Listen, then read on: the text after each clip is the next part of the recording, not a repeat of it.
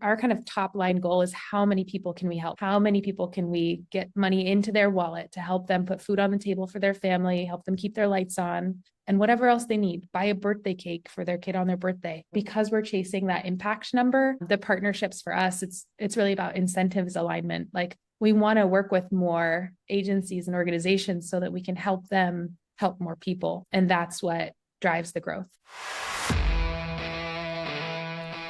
Hey everybody, I'm Julie and welcome to Women with Cool Jobs. Each episode will feature women with unique, trailblazing, and innovative careers. We'll talk about how she got here, what life is like now, and actionable steps that you can take to go on a similar path or one that's all your own. This podcast is about empowering you. It's about empowering you to dream big and to be inspired. You'll hear from incredible women in a wide variety of fields, and hopefully some that you've never heard of before. Women who build robots in roadways, firefighters, C-suite professionals surrounded by men, social media mavens, entrepreneurs, and more. I'm so glad we get to go on this journey together. Hello, everybody. This is Julie Berman, and welcome to another episode of Women with Cool Jobs.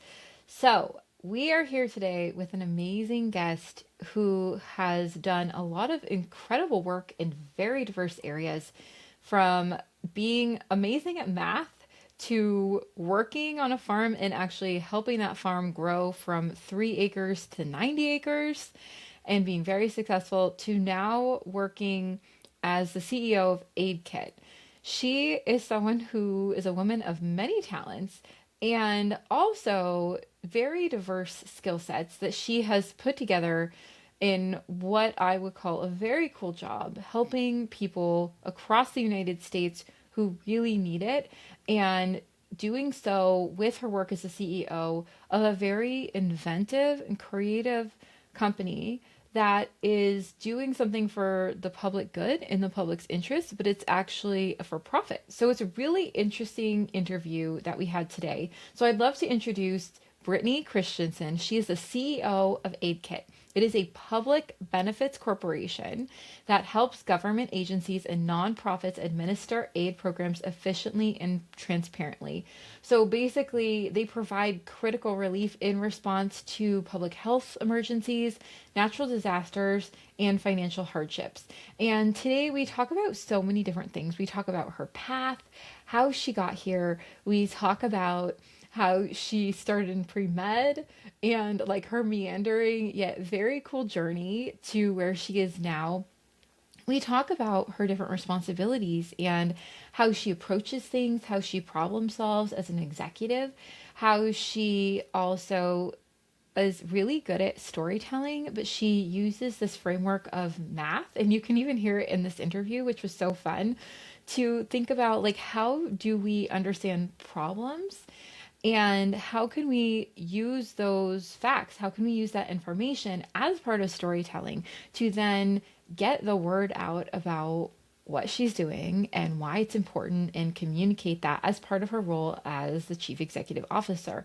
So this was such a fascinating conversation. I love the organization itself. I think it's really cool that they are helping communities, like they're helping real people every day, all day, through technology. They're a for-profit organization, yet they have a lot of like a lot of the things that you think of as maybe nonprofit, traditionally like heart-centered, mission-driven, they have that as their founding principles in this organization. So it's really, really fascinating to kind of hear those two come together. And I know that you'll also find Brittany's very interesting path to where she is now fascinating, inspiring. And I think the biggest thing is she's such a good example of seeing that, you know, in this moment, like this is what I'm interested in. This is what serves me now. This is what feels aligned and fun. And then in the next sort of phase of your life, you can also decide, I want to do something different. I want to do something new. I want to figure out what lights me up in this phase and totally go for that. And her natural curiosity for getting from A to B and B to C, or even I might even say like A to D and D to G and G to S. Like her path is so fascinating. So I think this is one of those episodes that I just love. I love the purpose behind what she's doing. I thought her story is so inspiring, and I hope that you love it just as much, that you find inspiration, that you find something that interests you. And definitely, if you are looking to do something in like a very heart-centered, mission-driven way for your career, this is a great episode to listen to check out like what opportunities are possible, and not in just the nonprofit space, but in other spaces. So thank you so much for being here. Go back, check out some other episodes of Women with Cool Jobs, because I've been doing this over 5 years. If you have just gotten here, thank you so much. And if you've been here all along, I appreciate that. Or if you're somewhere in the middle, I appreciate you too. So without further ado, here is the conversation between me and Brittany. Hello, everybody. This is Julie Berman, and welcome to another episode of Women with Cool Jobs. So, today I'm super excited to introduce you to another very cool guest with a very cool job. And her name is Brittany Christenson. She is the CEO of AidKit, a public benefits corporation that helps government agencies and nonprofits administer aid programs efficiently and transparently. So, I'm so excited for you to be here, Brittany. Like, you have a really cool job. Your organization, like I know it started in the midst of the pandemic and really serves a very big need here within the United States. So thank you so much for being on and welcome. Awesome. Thanks, Julie. I'm excited to be here. So I would love to have you kind of before we get started and go into some of the details, can you explain like how do you describe your cool job? What do you do? Yeah. So I describe my job at AidKit as helping people feel good about asking for and receiving help when they need it. So we all need help at some point in our lives, and we want to make those experiences of asking for and receiving help as seamless as possible and really make people feel heard and seen along the way. So for my particular role within AidKit as the CEO, I get to execute the strategy, keep our mission really centered in everything we do. I also get to hire and develop the team, which is super fun, and keep everybody aligned, really, try to drive focus and make sure that we are doing the best possible job at getting a lot of aid out the door with dignity. And then I also build key partnerships, strategic partnerships externally. So working with nonprofits, working with governments, and really just looking for those opportunities for impact and to make the process just smoother for everyone involved, from applicants and beneficiaries to case managers and agencies. We all have a role to play in having us a happier, more dignified safety net. I love that. Yeah, and thank you for kind of explaining the different facets of your role. I could see like there's a lot that you actually do in so many different areas. And I would love, I think I want to give a little bit of context that like you guys provided just in regards to, AidKit. So I know it was founded in 2021. The organization provides critical relief in response to public health emergencies, natural disasters, and financial hardships. And then I think it's amazing. It says what I have is like you've worked with over 200 agencies and nonprofits to process over 500,000 applications and distribute more than $350 million in disaster relief, public benefits, and cash assistance to more than 90,000 recipients. That is amazing. And I know, especially like it hasn't been that long that you guys have been around, like you've been around for 4 years. So the fact that you've done that, and I know it sounds like you have been at the organization for a few years. Have you been there since the beginning? Yeah, that's a good question. So I'm not a founder. We have Okay. four co-founders here at AidKit, and Okay. joined the team pretty early on. It was like end of 2021, early 2022 when I joined. It was the four co-founders, a software engineer, and then myself. So I was Wow. one of the early folks in the door. And yeah, it's incredible the impact that we've had together over the last 4.5 years. AidKit really is just an incredible place. And I'm a firm believer that the seed of something determines what it's going to grow into. And AidKit grew out of a seed of hope and of, equity and of really figuring out a way to be there for each other in community when we have a need. So yeah, not a founder, but I've been with the company almost 4 years and I've been CEO for 2. Wow, that's amazing. And I love like that's kind of a good segue. I'd love to go back a little bit to like you as a younger person. You have a super interesting background, like your education and everything, and then that compared to what you're doing now. So I would love to hear a little bit about that. Like how like how did you start your education? Did it relate to, do you feel like it relates to what you're doing now or informs what you're doing now? And like what were you doing? Like what were your degrees in, if you can share a little bit about that? Yeah. So I started out college pre-med and I went to Okay. Carroll College in Helena, Montana. It's an awesome liberal arts school in a beautiful setting. But yeah, I started out pre-med and I realized pretty quickly that that wasn't what I wanted to do. Mm. Um, I I I found that like math was always the thing that I gravitated towards that just made me feel, I don't know, comfortable and confident. And I happened to just, most of my friends were in the math department. So I switched into math from pre-med, having really no clue where I was going to go with that. But it felt like the right move. And it definitely turned out to be the right move. I'm technical. I can wrap my head around technical details. But I think my biggest strength is being able to kind of understand enough to be dangerous and to be able to communicate it really well and get people to rally behind it and make something happen. So just a quick detail on that. When I switched to math, I did this like international contest in mathematical modeling with 3 of my friends. Wow. And it's a super nerdy thing where we'd stay up for 72 hours straight, like, doing hard math problems and writing a paper about it. Oh my But God. yeah, it was a blast. We did it 2 years in a row, and one of the years we were among the outstanding rankers in the world. So, hundreds and hundreds of teams from all over the globe, and we won. And for me, that was really cool because I got to kind of use my superpower of like translating and communicating technical information for that project. So yeah, studied math. I got a bio minor. I went on to Cornell and did a summer mathematics institute. And when it was time for grad school, I dipped my toes in at McGill, looking at biostatistics as one potential pathway to apply my skills in math. That ultimately wasn't a great fit for me for a number of reasons. It was really just the technical part without the communication part. And so I ended up going back to the drawing board and had the most wonderful adventure between traveling and farming and doing all kinds of fun stuff on my way to find myself here.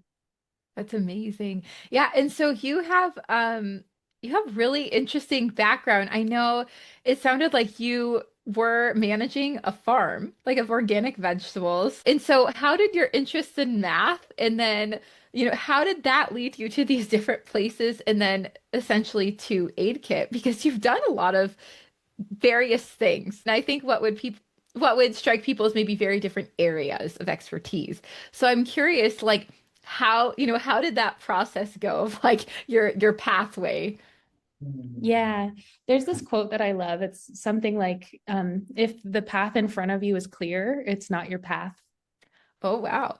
Okay. And I'm just a firm believer in being brave enough to live your life authentically and then to harness the opportunities that are uniquely there for you. And so for me, there was never this like prescribed path to walk to like do it right, or there was no pressure of like I should or shouldn't from my parents. I just kind of got to let life unfold, and I followed my interests and my passions as they changed over the years.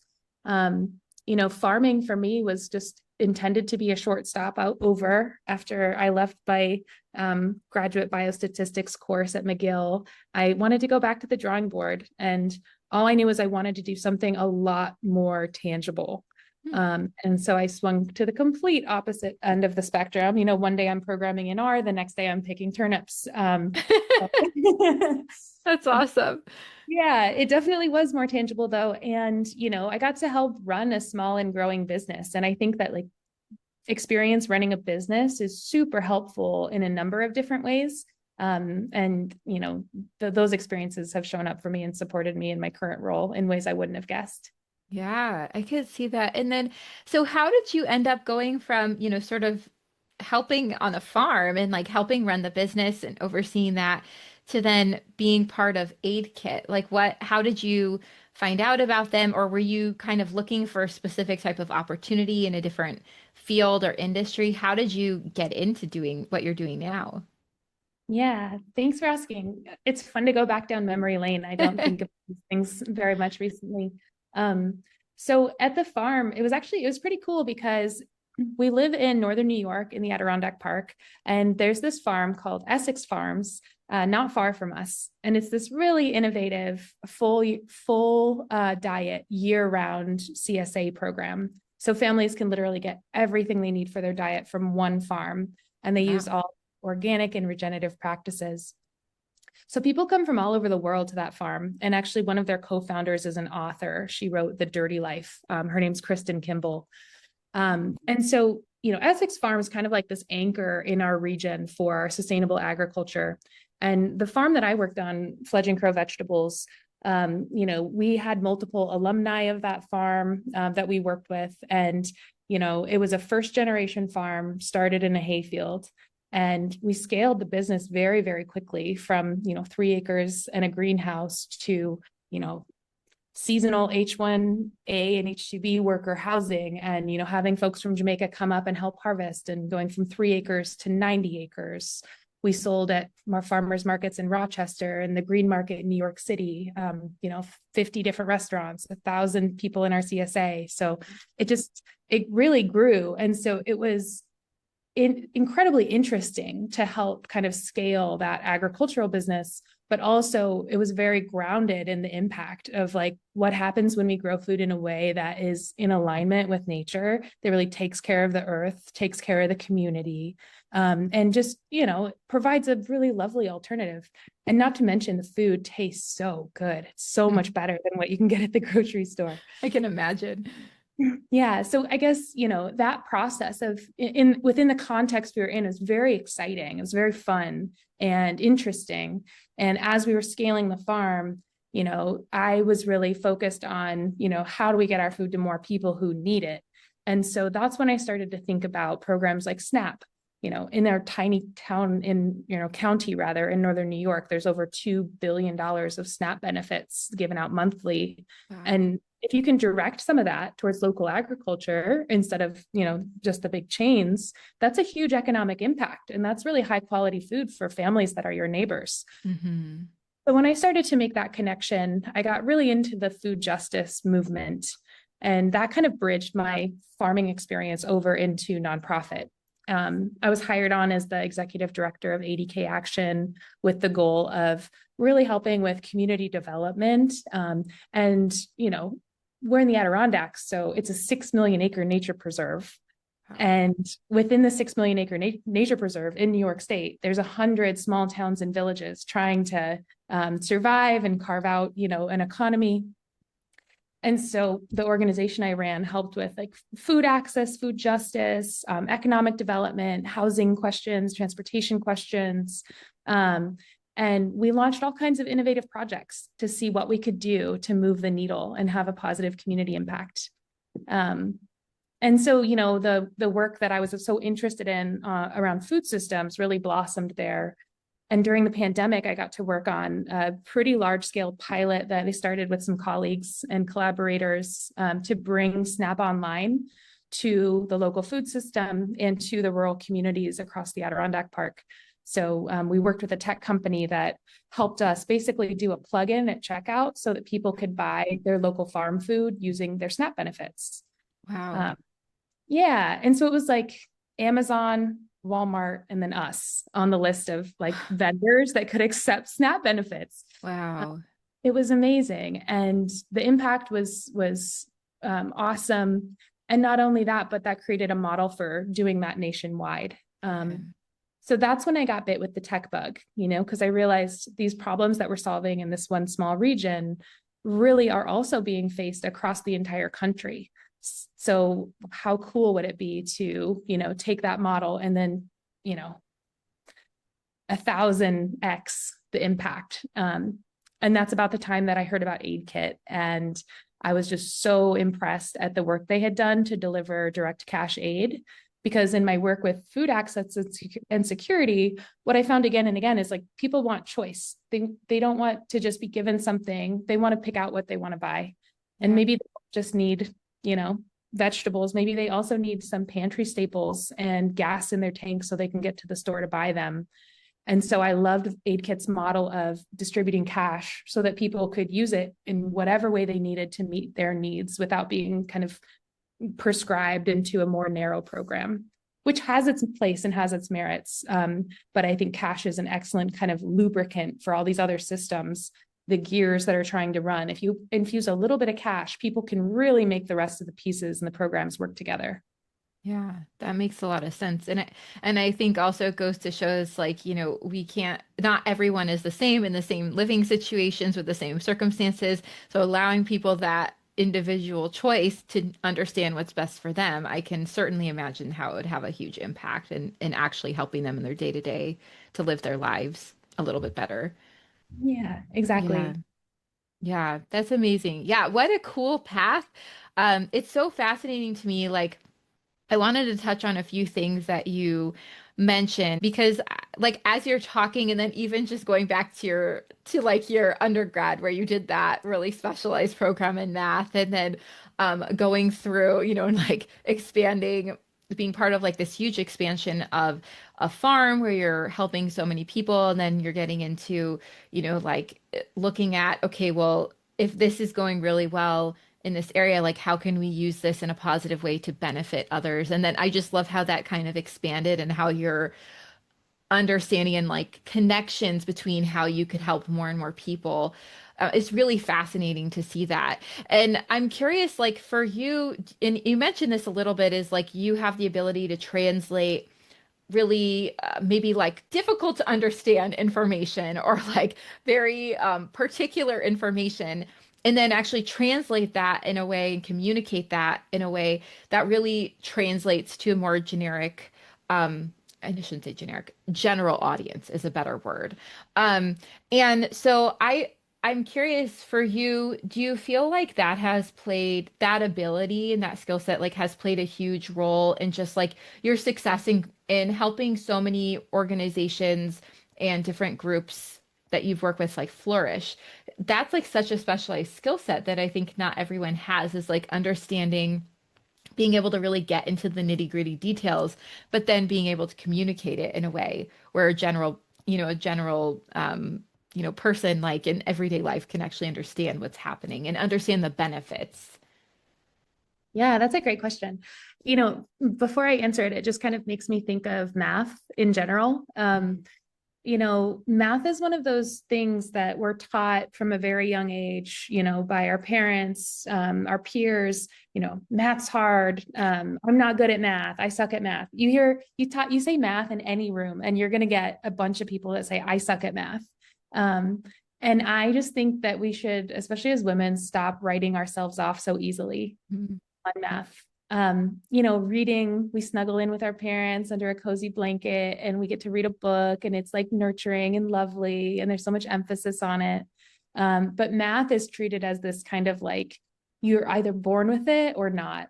And I just don't think that's true. I think what math is that's different is it's very iterative. Like if you miss a step on the staircase, you're gonna be super confused. And you Right. do have to go back and like reinforce that step.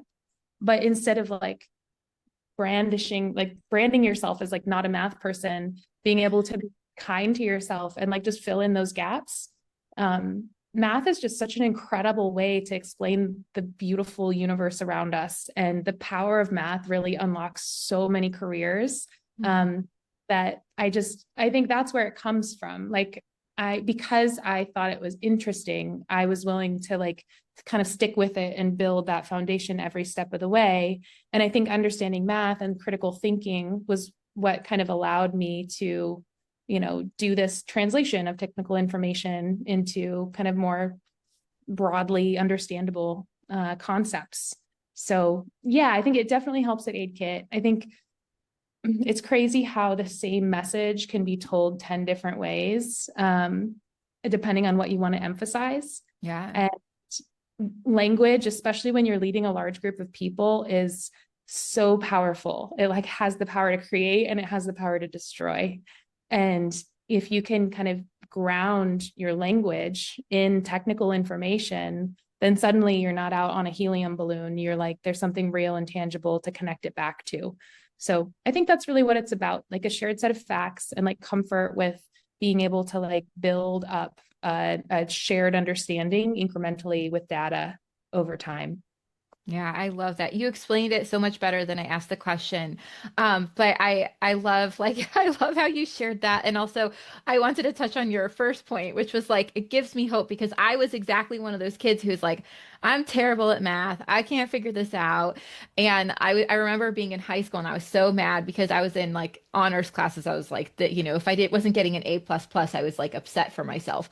But I remember I had to go for calc. My calc teacher would not let me out of the calc class. I was like, why? I didn't have to do it to graduate. So I was like, please let me out. And he's like, no, you're staying in. And I had to go to all this, like tutoring and stuff after school. But I always had in my head, to your point, I just think I had like automatically thought, I'm better at like writing and communications and like kind of this other area. This is not my area. I'm not going to be able to figure this out. Like this just isn't my jam. Like let me get out of calc, like so I love I did figure it out by the way, but I did not understand much of it. But like I love what you said about how you feel like it's something that can be learned, like little by little, and it's something that you can really get better at. And it's not either you have it or you don't, because I've learned, if nothing else, by doing this podcast, that like almost, I think almost every skill that I maybe originally thought was something that was innate, right? Like that you just were born with or not, is actually in fact like learnable. Like confidence, charisma, like all these, just like skill sets that would be shocking, like math, I could put in there. It's just so amazing to me and magical really is that like we can learn things. Like we just have to have a little bit different mindset about it. So I loved how you explained that. I think that's so, so powerful. And especially for people who write themselves off and say like, no, this is not something I was maybe gifted with. But the fact that like maybe it's like you just put a little more time into it and get some help and you'll be great. Yeah, totally. And it's like, Yeah. I just think anything, if you're following your curiosity, then that makes it so much easier to learn the skills you need to go wherever that takes you, Yes. right? Like for you with like the writing and speaking, your curiosity about other people's jobs and how they find their way into them, like leads you to develop all the skills you need to deliver that. But Yeah. without that like end goal and thing that you're chasing in mind, it's a pretty dull path. Um, right? Yeah, totally true. Yeah, it's such a good way to put it. I can see like Oh, I already. did not mean your like Oh, podcasting as a path. I oh, meant you're for so all of us. sweet. I just want to Yes. make clear of that. Like what I'm doing Yes. too. Our curiosity is what leads us towards building the skills almost unwillingly because you need them to get where you're trying to go. Because if you don't need them and just developing a skill set in a vacuum is the dull part. Yeah, no, and but it's actually true. I mean, it's true for me. It's like I had to learn. I think that was completely well said. Because like I had to learn all this tech stuff, and I used to count myself out as like someone who could learn tech. And I was literally like, because I have a family member who's really great at tech, and I was like, oh, like he's the one who's good at this stuff. Like that's not me. And then I had to learn it, and then over the years, I'm like, oh, well, it's not that I'm not good at it. It's just that maybe I didn't put the energy and effort into it because I didn't see where it would get me, like so I love that. And I think it is really, really important. The curiosity and everything is just so critical. Um, and I want to ask you a little bit now, like get into your current job at AidKit and your role as CEO and talk about that a little bit. And I'm curious, sometimes I like to ask people like, what is it like a day in your life as CEO or like a week in your life or a month in your life? Like just I know it sounds like you do a lot of different things. So however you kind of want to address that, but just kind of giving people examples of what you do, like what your responsibilities are, the things that you think about as you're doing them, or like what you're like navigating through, or how you just kind of like walk us through what is it like to be doing your job at your organization, because you do have a really interesting job that you are doing in like the niche that you're in as well. Yeah, you know, being a CEO of a startup is really dynamic. So it changes a lot, but there are some things that remain constant. So the biggest thing, especially in a mission-driven organization like AidKit, is really just creating as much focus as possible. I think that especially as you have a growing team, every kind of, what if we just also did this? And what if we try XYZ? Like all these wonderful ideas. You can have expansive ideas, but if you can't always tie them back and anchor them in your mission and your strategy, you end up really fractured, and it happens very quickly. So I see myself as, really trying to be the compass for AidKit, both in some capacity, like morally, like keeping us centered on why we're doing what we're doing, bringing it back down to earth whenever we get too far out in the ether, but also, strategically. And I've got an awesome board, and my chief strategy officer is like such an incredible mentor and a genius. So working with them to craft strategy, but then, actually executing on the strategy. That's why it's called chief executive officer. It's like, here's what we need to do. And it's my job to figure out how we're going to do it and align the teams to start rowing the boat in the right direction towards our goals, towards the impact we want to have. I think people ask me all the time, like, is it hard being the CEO of a for-profit social impact company? Like, how do you balance the profit and the mission? But the coolest thing about it is that it's not harder. I think for us, it's easier because every single person that works at AidKit believes so strongly in what it is that we're doing every day, that they wake up excited for work, they try really hard, they collaborate and look for the answers that help us help our partners and recipients. And, kind of building that culture and helping us all execute towards our strategy and mission is, that's the part that remains consistent. I guess to go into the like more dynamic parts, on any given day, I could be, leading a company-wide all hands where I've got, all of our employees on the call and all of our departments giving updates on what's most critical and timely, what we're working on, celebrating successes, discussing challenges openly and trying to figure out how to solve them, to doing a podcast with someone like yourself if it's a good day and I'm lucky to have a fun conversation. I also build a lot of strategic partnerships with philanthropies, with government agencies and others who, we can work with to have a bigger impact together. So that, and a lot of hiring and a lot of drawing org charts that never seem to stop changing. That's so funny. That was such a good overview. Thank you. And then will you share like, so how big is your organization? I know it sounded like it started out at maybe like 4, 5, or 6 people with you, starting with them. What is your sizing now? Yeah, so we had 4 co-founders, and today we have about 60 full-time employees and a little over 40 part-time contractors. Okay. So yeah, it's a big team, and we've been growing quickly. Last year we doubled our headcount.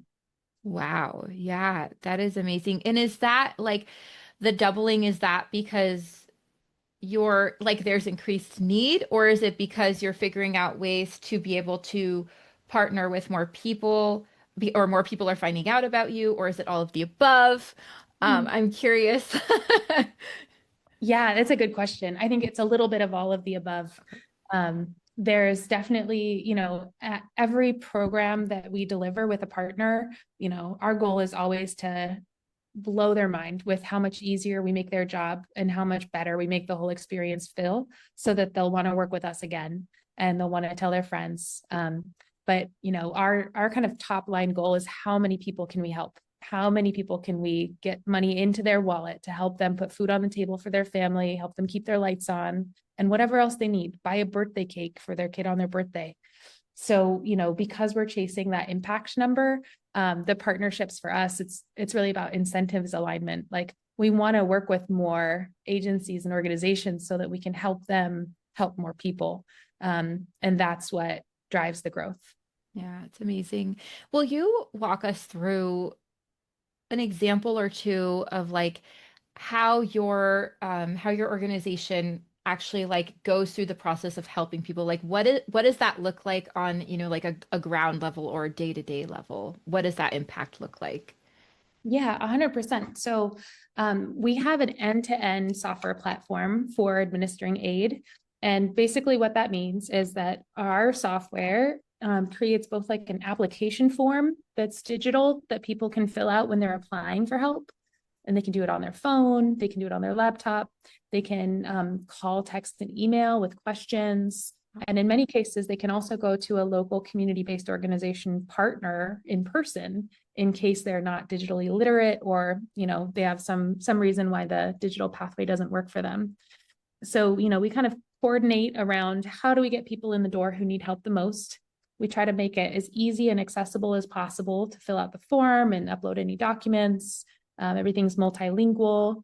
And then once somebody's applied for help, on the back end, our customers, who are nonprofits and government agencies, they have a whole suite of tools that they can use to review those applications and make sure that folks are eligible, to be able to communicate with them and kind of help them through the process. Or if it's multiple programs, they can do case management with them and really make sure that they're getting the food assistance, the cash assistance, the housing assistance that they need to kind of get back up on their feet or weather the storm of the financial crisis that they're in. And then, we have payment options as well. So if someone does qualify for aid, then they can get ACH transfer directly to their bank account.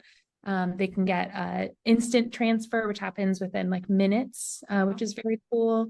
They can get a prepaid debit card or a digital card on their phone. So basically, whether or not you have a bank account doesn't matter, whether or not you have a phone doesn't matter, just there's always a way to receive that benefit. And that makes it a lot easier for us to make sure everyone's included. Wow. Yeah, I love that. Thank you for explaining. And are you able to share like an example in which you guys helped out like a community or, in a situation? Yeah, absolutely. So the first one that's coming to mind right now is a program for moms and babies. We do a lot of mom and baby programs across the country, AKA maternal and infant health supports. So in the Seattle area, there's a really wonderful organization called Hummingbird Indigenous Family Services. And they have a program called The Nest. And The Nest is for their pregnant Indigenous moms. And when they become pregnant, they are able to receive $7,500. And that's to help them do whatever they need to get ready for the birth of their baby. So maybe they're buying and building a crib. Maybe they're, having that little extra money to work less so that they can make all their prenatal appointments. Maybe they're buying, the most nutritious food they can find to really nurture that baby as they grow.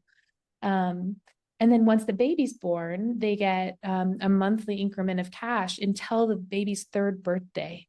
So Wow.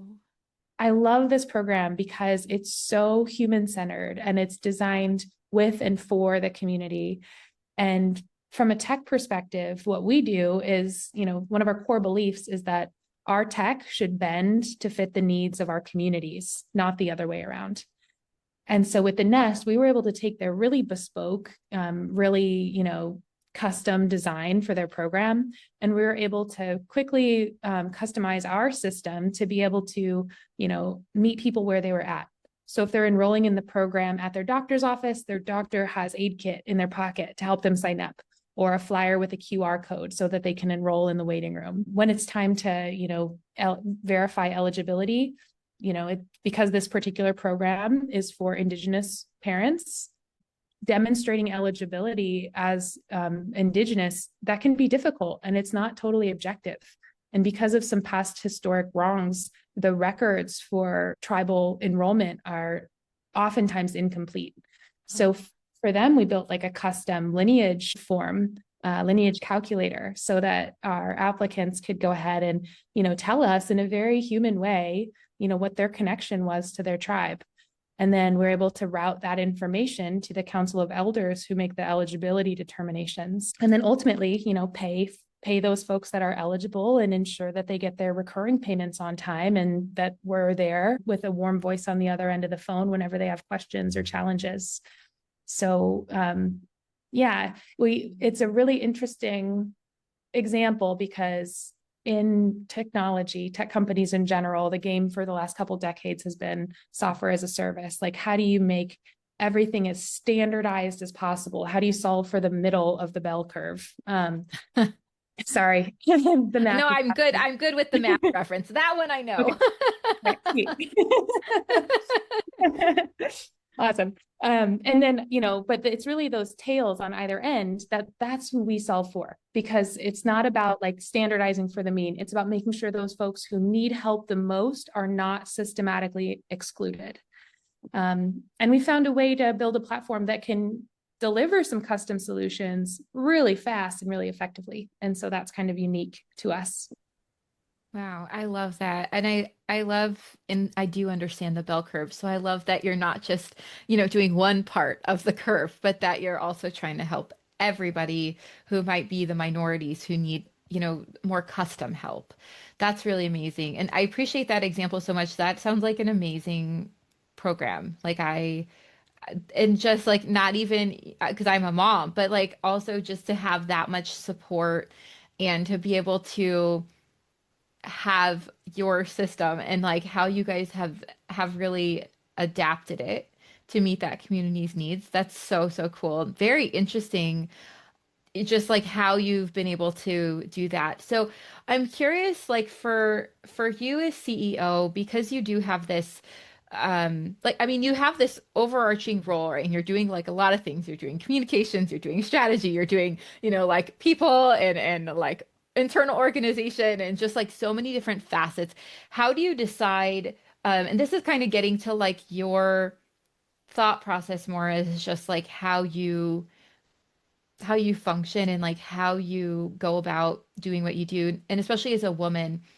Um, I know that what you do and the work that your organization does, like that affects so many people. And so how do you approach, like what you are focused on and like how you make decisions? Is there a certain way that you've come to think about things, like maybe from a holistic sense, or just like even when it gets down, like in the complete opposite sense of like, this is my priority first, and like, this is how I do things, because you do have, and I say this because it's like, you do have such an important role, in supporting so many people, as do your coworkers. So I'm curious, like, for someone, I always like to ask women who have these really amazing roles, who are in executive level positions, like how do you go about your job? Because I think one of the things that I love about interviewing women in these types of positions are women are so good about understanding the nuance between the different areas of their role. And I'm always curious to like get in the head of people who are in these roles. Like, how do you specifically go about doing what you do? Yeah, thanks for asking. So one of the kind of key words that comes to mind is leverage. When you're leading a company, a growing company, you really have to focus where you have leverage. And, that changes all the time. But some of the tools that I use to help myself prioritize is like, number one, like, what happens if I don't do this when I've got a long list of tasks? And for a lot of the items that can kind of clutter up our to-do list, the answer is if I don't do this, not a heck of a lot is going to happen. There's not a big impact here.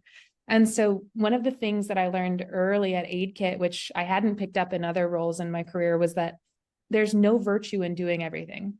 Hmm. Having a to-do list that's never to done is totally fun. I love that. Yeah.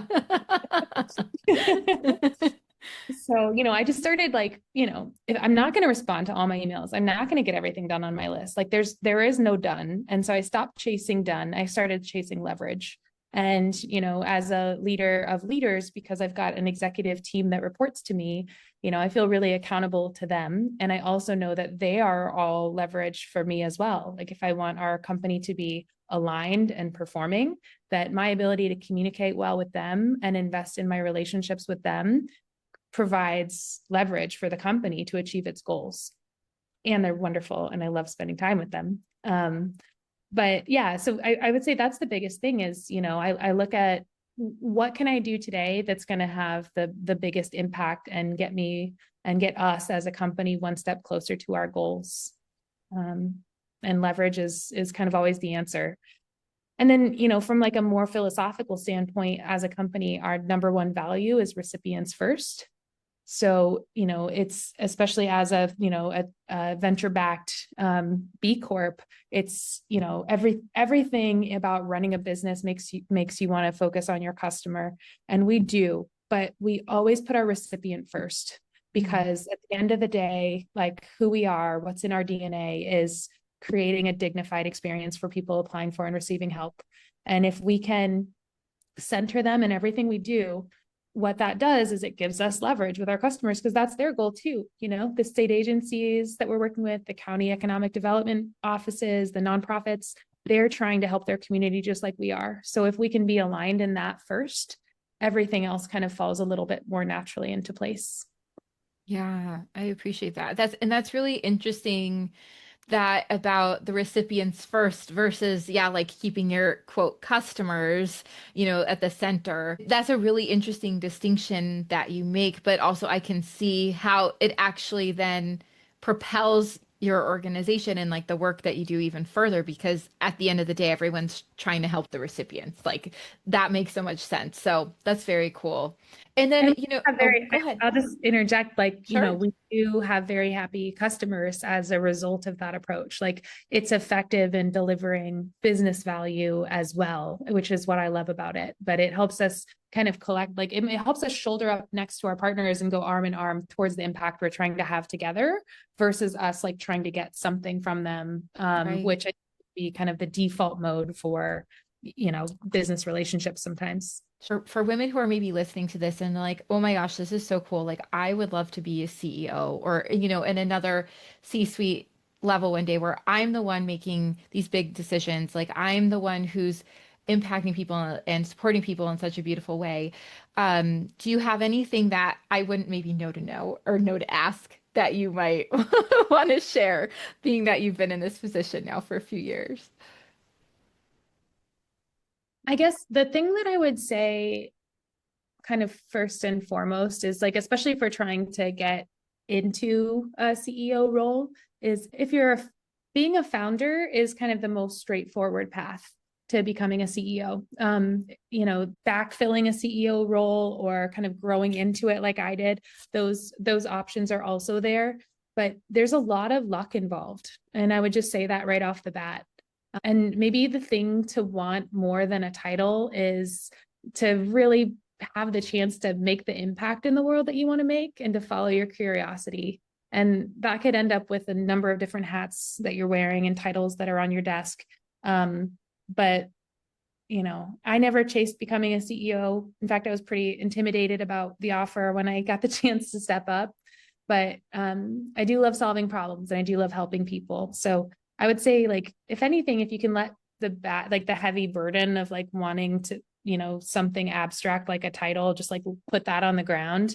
And when you follow your kind of authentic curiosity, you're going to end up in your own place that's even, better than trying to follow anybody else's path. And in terms of like what else you could ask me, I guess